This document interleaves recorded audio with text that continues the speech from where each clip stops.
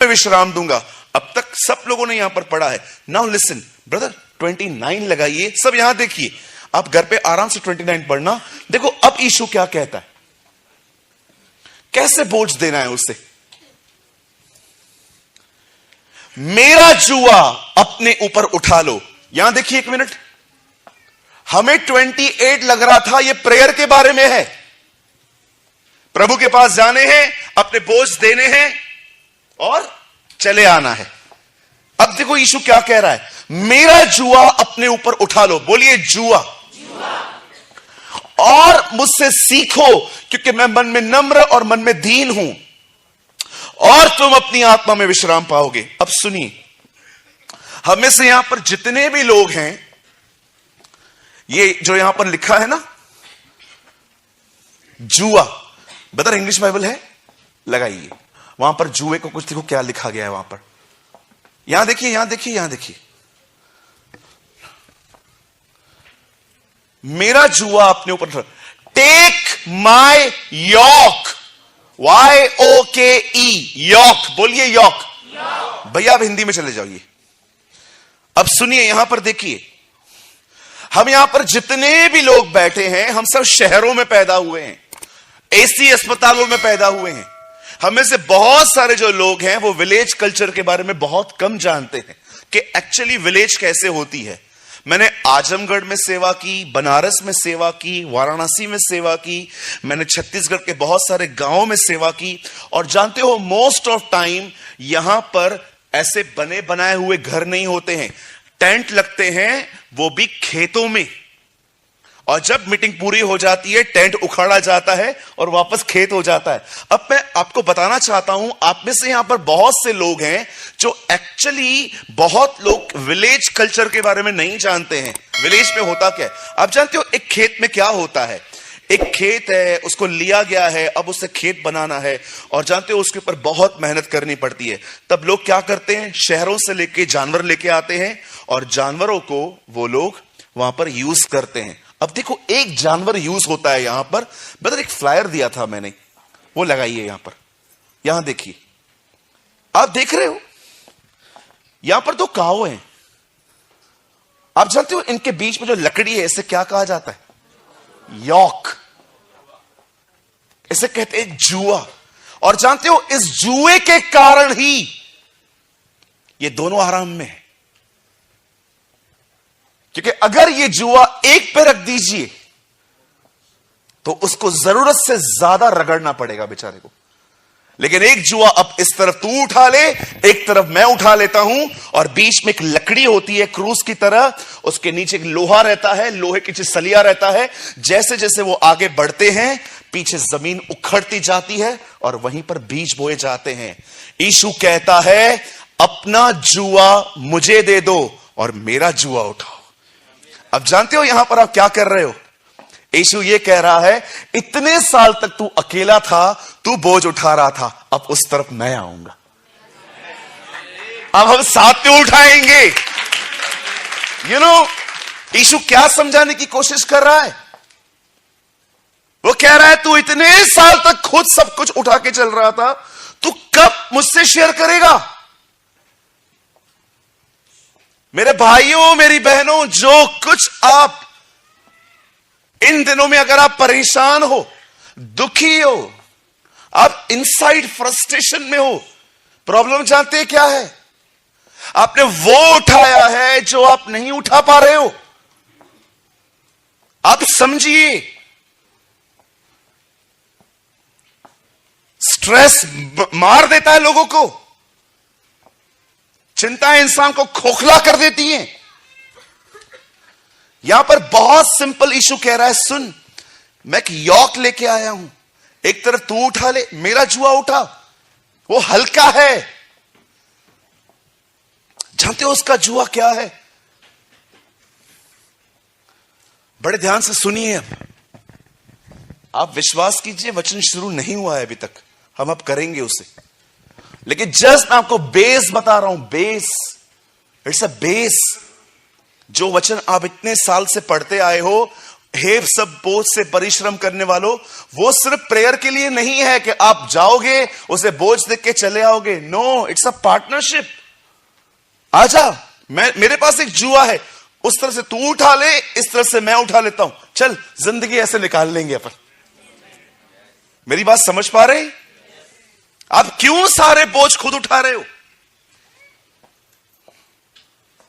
मुझे बेटी की शादी करनी है, बेटे को एजुकेटेड करना है, घर बनाना है, यार कुछ भी हो जाए अपना घर खरीदना है। यार इतनी जिंदगी भाड़े पे निकाल दी हम लोगों ने।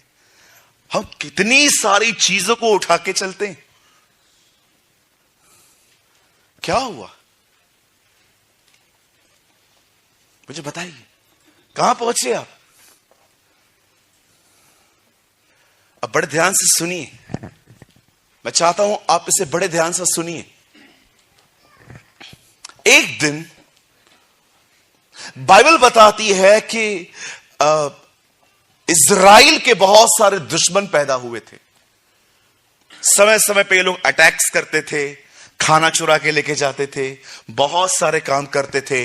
उन दिनों में बाइबल बताती है परमेश्वर को इज़राइल के लोगों ने पुकारा और शमूएल को वो लोग कहते हैं वी वांट किंग, हम एक राजा चाहिए जो हमारे लिए लड़े, हम थक चुके हैं इन बातों से। आप जानते हो परमेश्वर को यह बात बड़ी बुरी लगी। फिर भी परमेश्वर ने अपने लोगों के लिए शमूएल से कहा, सुन, मेरी नजर में एक व्यक्ति है, ये किंग मांगते हैं ना, दे देंगे इनको। और बाइबल बताती है कीश का पुत्र शाऊल, जो बिन्यामीन का गोत्र है, बिन्यामीन का गोत्र इज़राइल का सबसे गरीब गोत्र है। कहा जाता है कि वो लग्जरियस नहीं जीते ज्यादा, और बहुत सबसे छोटे। इवन मैं आपको बताना चाहता हूं, पौलुस भी बिन्यामीनी था। फिलिपियों में लिखा है वहां पर कि मैं बिन्यामीन के गोत्र का हूं। Even you know the Bible says, अब उस व्यक्ति को चुना गया इज़राइल का राजा बनने के लिए। आप जानते हो जब वो राजा बनाने के लिए चुना गया, कहिए मेरे पीछे, वो राजा बनना ही नहीं चाहता था। हाँ, आपको पता है ये बंदा छुप गया था, इसको ढूंढ के निकाला गया है। ये छुप गया था कहां पर? कहिए अपने पास वाले से, छुप जाओ, वो ढूंढ निकालेगा। हाँ, बोलो जानबूझ के आगे आओगे तो वो छुपा देगा। राइट? यस, छुपना सीखो। बोलिए छुपना है। जब सैमुअल यिशै के घर पे गया इवेंट को लेकर, ओ मुझे प्रभु ने कहा है आपके घर पे एक लड़का है, वो इज़राइल का राजा बनेगा। हाँ, ये देखो मेरे सारे लड़के, सबको देख लिया। प्रभु ने कहा इल्ल, कोई नहीं है इनमें से। तब वो से पूछता है कोई और है? जानते हो क्या बोलता है? हाँ, एक है जो छोटा है। क्या है? ओ, छोटा है। मुझे तो लगा वो चुना ही नहीं जा सकता, इसलिए बुलाया भी नहीं। वो छोटा है वो। और परमेश्वर कहता है जा उससे मिल। और जैसे ही वो दाऊद के सामने जाता है, परमेश्वर कहता है yes, he is the one, यही वो लड़का है। मेरे भाइयों, मेरी बहनों, लर्न टू हाइड, छुपना सीखो।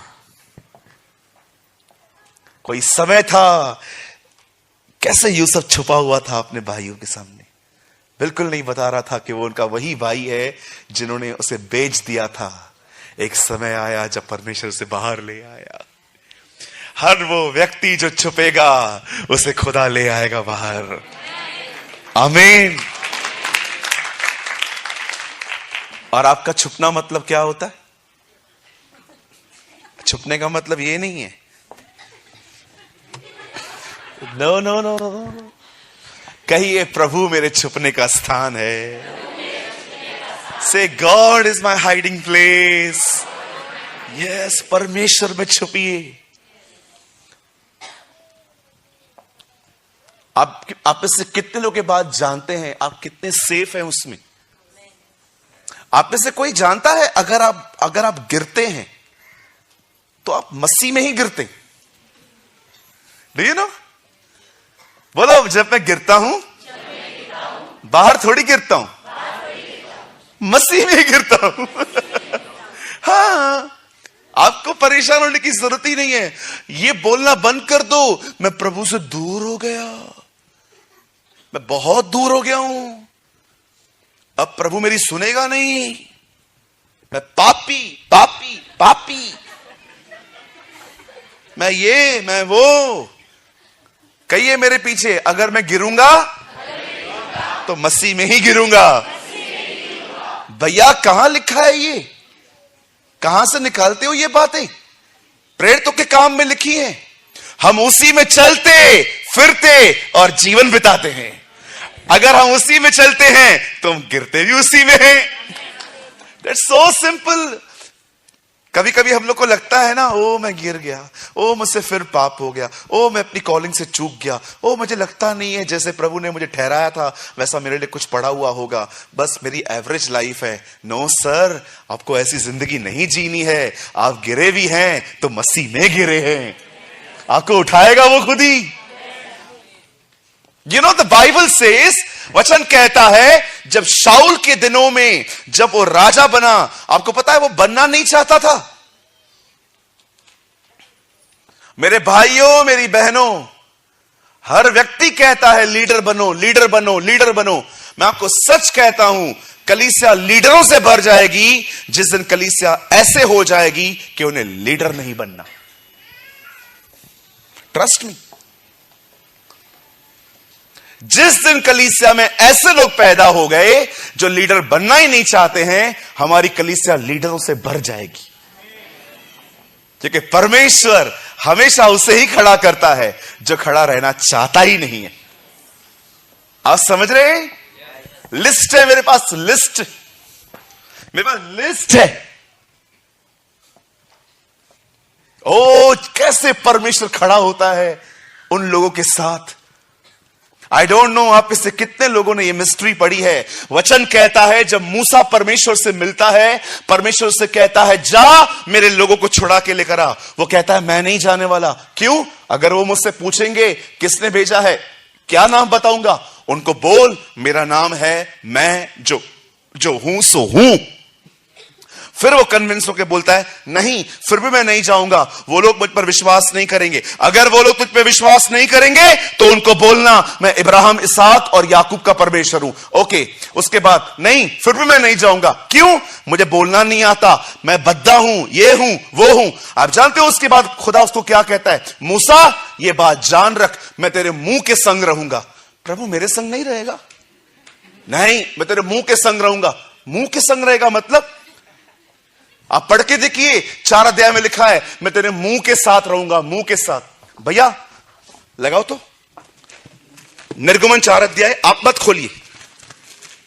Oh this is amazing. मैं सच्ची बोलता हूं, मैं बहुत ब्लेस्ड हुआ इसको पढ़ के। कितना महान है हमारा परमेश्वर। आमीन। भैया निर्गमन 4 अध्याय खोलिए, एक वचन लगाइए।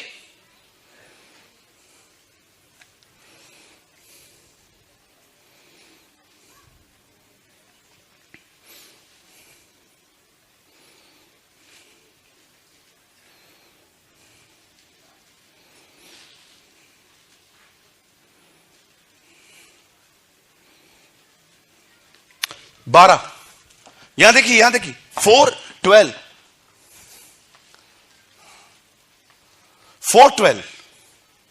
निर्गमन। Oh, I worship you, Jesus. I exalt you, Lord. 4:12 निर्गमन, जल्दी लगाइए।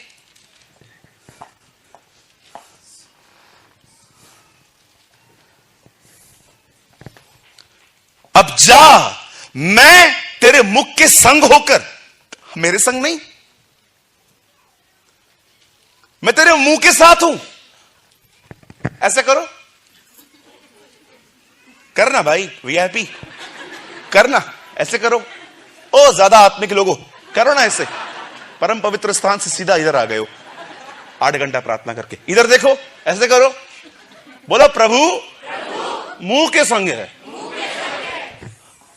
ये क्या है? मैं तेरे मुंह के संग हूं। तूने इससे पहले कहा था ना मैं कमजोर हूं, बोल नहीं पाता हूं, मैं तेरी कमजोरी के साथ खड़ा रहूंगा। What a God we have.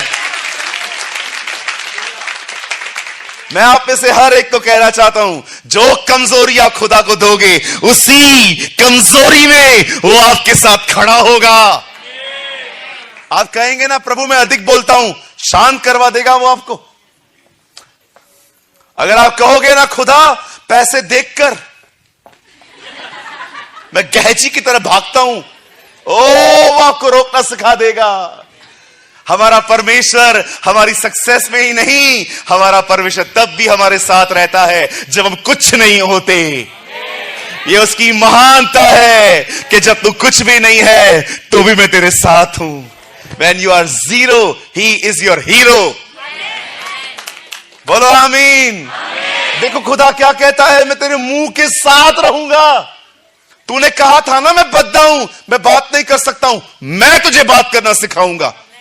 इसलिए पौल कहता है, जब मैं निर्बल हूं तब मैं बलवान हूं, क्योंकि मैं अपनी निर्बलताओं पे घमंड करता हूं। क्यों पौल अपनी कमजोरियों पर क्यों घमंड करता है? क्योंकि मैं जानता हूं मेरी कमजोरियों में वो मुझे सामर्थ देगा और मैं उसका गवाह बनूंगा। मेरे भाइयों, मेरी बहनों, मैं आपको एक बात कहना चाहता हूं, शायद आप में से कोई ये समझ पाए। आप जानते हो, अगर आप बहुत कमजोर हो ना, आप उसे ज्यादा जान सकते हो। ट्रस्ट मी, आप उसे ज्यादा जान सकते हो। जिसको ये नहीं पता कि वो कमजोर है, वो खुदा को पुकारते भी नहीं है। आपके लिए गुड न्यूज है, अगर आप कमजोर हो ना ब्रदर, कंट्रोल ही नहीं है खुद पर, रोज ऐसे से पाप करता हूं। आपको क्या बताऊं, आपको पता है, you have a amazing opportunity. आप उसे पुकारोगे, हर जगह पे वो आएगा। अगर उस दिन तूफान नहीं आया होता, वो कभी नहीं जान पाते ये तूफानों को शांत करने वाला खुदा है। उस दिन मुर्दा नहीं मरा होता तो वो कभी नहीं जान पाते कि ये मुर्दों को जिलाता है। यीशु कभी भी चेलों को वहां नहीं लेकर गया कि जहां पर सब कुछ ठीक था। यीशु हमेशा चेलों को वहां लेकर गया जहां सब बिगड़ा हुआ था, और हर जगह करके उसे ये दिखाया, देखो मैं ये कर सकता हूं। Oh, worship you, Lord. मेरी आंटी, मेरी बहन, कैंसर है आपको, चिंता मत कीजिए। आपकी कैंसर चंगी हो करके वो आपको बताएगा कि मैं कैंसर से बड़ा हूं, मैं तेरे मुंह के साथ रहूंगा। ओ, मैंने अपनी बाइबल में वहां पर एडिशनल लिखा, वहां पर, Suraj, I will be with you in your weaknesses. मैं तेरी कमजोरियों में तेरे साथ खड़ा रहूंगा, मैं तुझे बचाऊंगा। और जब तू लोगों को ये उनके सामने खड़ा होगा और वो देखेंगे, अरे ये तो बार बार इन्हीं बातों में रहता था, अब कैसे निकल आया, तब सिर्फ एक बात कह देना लोगों को, जीसस इज माई स्ट्रेंथ। यीशु मेरी ताकत बना है। और प्लीज, जब किसी भी बात में विजय मिल जाती है ना, तो ये मत कहा करो 8 घंटे प्रेयर किया है।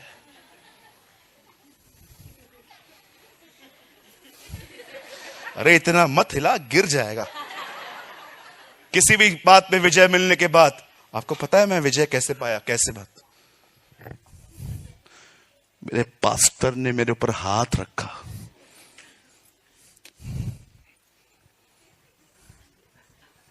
मैं इतनों पे रख चुका हूं, कुछ होता ही नहीं है। मेरे पास्टर ने मेरे पे हाथ रखा।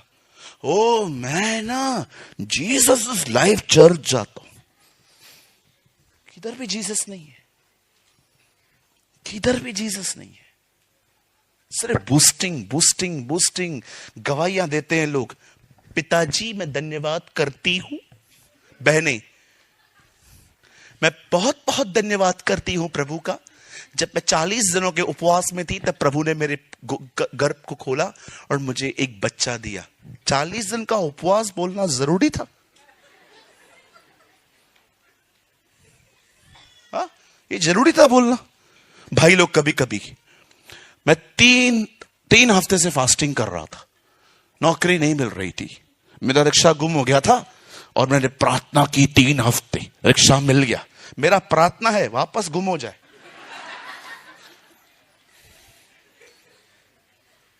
क्या करते रहते अपन? काम वो करता है, महिमा प्रार्थना को मिलती है। काम वो करता है, महिमा उपवास को मिलता है। काम वो करता है और आप महिमा अपने कामों को देते। यहां पर कितने लोग हैं जो ये कह सकते हैं, जब मैं कुछ नहीं था तब खुदा था, आज कुछ हूं तो भी खुदा ही है।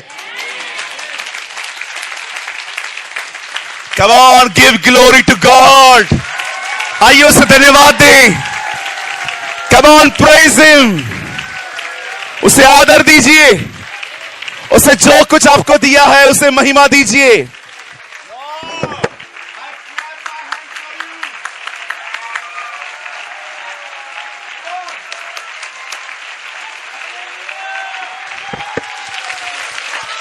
Oh Jesus, we worship you. I worship you. मेरे भाई, अगर तुझे नौकरी मिली है तो ये खुदा है। मेरे भाई, तू भोजन खा रहा है, ये खुदा है। ये तू कपड़े पहन रहा है, ये खुदा है। मेरी बहन, जो पाप पे तुझे जय मिली है ना, ये तेरी प्रार्थना नहीं है, ये तेरा खुदा है। आज आपका घर चल रहा है, इसका कारण खुदा है। सब कुछ उसके द्वारा और उसके लिए है। कभी ये मत कहना मैंने बहुत प्रार्थना की, मैंने बहुत वचन पढ़ा, मैंने बहुत उपवास किए, इसीलिए मैं एक अच्छे चर्च का मेंबर हूं, इसलिए मैं ब्लेस्ड हूं। We are not blessed because of good leader for good by good church. We are blessed because of Lord Jesus Christ. हम मात्र उसके कारण आशीषित हैं। वो श्रापित बना ताकि हम आशीषित पाएं, उससे कोड़े खाए ताकि हमें चंगाई मिले, वो गरीब बना ताकि हम धनी किए जाएं, वो पाप ठहरा ताकि हम धर्मी गिने जाएं। वो उसका सब कुछ हमें दिया गया, हमारा सब कुछ उसे दिया गया।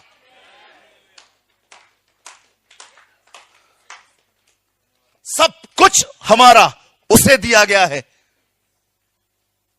और उसका सब कुछ हमें दिया गया है। क्रॉस पे लेन देन हुई है।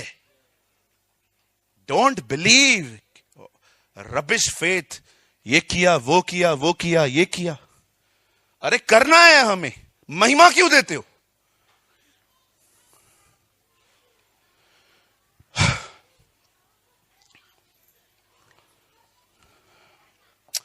Oh, thank you Jesus, thank you Radha सिखे रोंदोरो शखांदारा। महिमा क्यों देते हो उसे?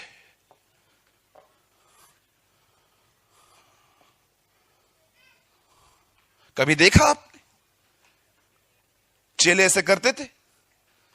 हमारी गवाहियां भी करप्ट है, हमारे बलिदानी लंगड़े टुंडे हैं मलाकी की तरह। इसलिए पौल कहता है, मुझे मसीह, वो क्रूस पे चढ़ाए गए मसीह को छोड़ किसी बात पे घमंड नहीं है।